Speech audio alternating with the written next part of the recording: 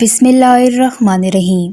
उर्दू कहानियाँ और मालूमात में खुश आमदीद। नुसरत भुट्टो, जिंदगी में सुख कम और दुख बहुत। बेगम नुसरत भुट्टो आला पाए के किसी घराने की शायद ही कोई ऐसी खातून हो जिन्होंने अपनी जिंदगी में शौहर और 3 बच्चों की लाशें उठाई हैं।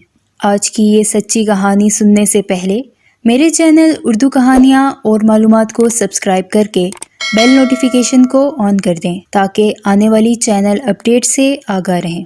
बेगम नुसरत भुट्टो 1929 में ईरान के शहर अस्फहान में पैदा हुई। उनका एक अमीर खानदान से ताल्लुक था और उनके वालिद कराची में मुकीम रहे और बड़ी कारोबारी शख्सियत थे। नुसरत भुट्टो की साबिक वज़ीर आज़म जुल्फ़िकार अली भुट्टो से 1951 में कराची में शादी हुई। उनके 4 बच्चे हुए जिनमें बेनज़ीर भुट्टो, मीर मुर्तज़ा भुट्टो, सनम भुट्टो और मीर शाहनवाज भुट्टो शामिल हैं। कुर्दिश नस्ल की ईरानी नज़ात पाकिस्तानी बेगम नुसरत भुट्टो के बारे में उनके करीबी साथी बताते हैं कि उन्होंने अपने शौहर को इक़्तिदार के ईवानों की जहां राह दिखाने में मदद की, वहां सियासत का एक अहम सतून बनाने में भी कलीदी किरदार अदा किया। नुसरत भुट्टो की जिंदगी में सुख कम और दुख बहुत नजर आते हैं। उनके शौहर साबिक वज़ीर आज़म जुल्फ़िकार अली भुट्टो को 51 साल की उम्र में 1979 को फौजी सदर ज़ियाउल हक के दौर में फांसी हुई। उनके जवां साल बेटे शाहनवाज भुट्टो की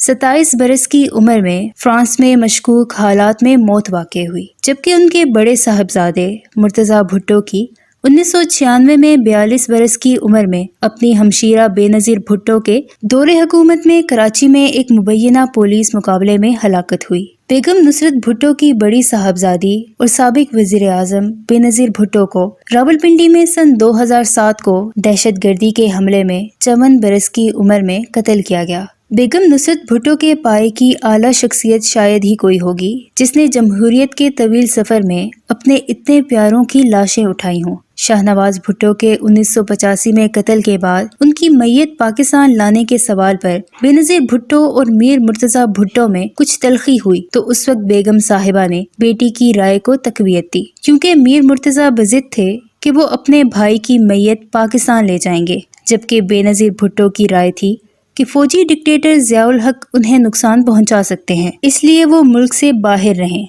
बेगम नुसरत भुट्टो अपने शौहर की वज़ारत उज़्मा तक सियासत में सरगर्म नहीं रहीं, लेकिन जैसे ही जुल्फ़िकार अली भुट्टो को एक फौजी आमिर ज़ियाउल हक ने कैद किया तो उनका हादसाती तौर पर सियासी सफर शुरू हुआ। 1979 में जब जुल्फ़िकार अली भुट्टो को फांसी दी गई तो वो पाकिस्तानी सियासत का एक नुमायां किरदार बनी और फौजी डिक्टेटर को ललकारा और उनके सामने हार नहीं मानी। वो पाकिस्तान पीपल्स पार्टी की 1979 से 1983 तक चेयरपर्सन रही, लेकिन जब 1982 में कैंसर की इब्तदाई अलामात के बारे में बताया गया तो वो इलाज के लिए लंदन चली गईं और उनकी बड़ी साहबजादी बेनज़ीर भुट्टो ने पार्टी की क़यादत संभाली। बेगम नुसरत भुट्टो ने फौजी सदर ज़ियाउल हक के दौर में जमहूरियत की बहाली के लिए जद्दोजहद में बड़ी सरगर्मी में हिस्सा लिया। बेगम भुट्टो अपने साहबजादे मीर मुर्तज़ा भुट्टो के कत्ल के बाद अल्जाइमर नामी दिमागी बीमारी में मुब्तला हो गईं। तिब्बी मानने से भी कासिर थीं। बहुत सियासी मुबस्सिरीन का ख्याल है कि बेगम नुसरत भुट्टो की वफात से पीपल्स पार्टी की सिंध में सियासत पर शायद इतने असरात मुरतब नहीं होंगे, क्योंकि वो अपनी जिंदगी में ही कई बरसों से सियासत से अलग थलग हो गई थी। बेगम नुसरत भुट्टो जिस पाए की शख्सियत थी उनमें वो गरूर या तकब्बुर नहीं था जो आम तौर पर सियासी खानदानों के अफराद में नजर आता है। वो पीपल्स पार्टी के कारकुनों को अपने बच्चों की तरह प्यार करती थी, लेकिन वो अपने कट्टर सियासी मुखालिफिन से सख्ती से पेश आती थी।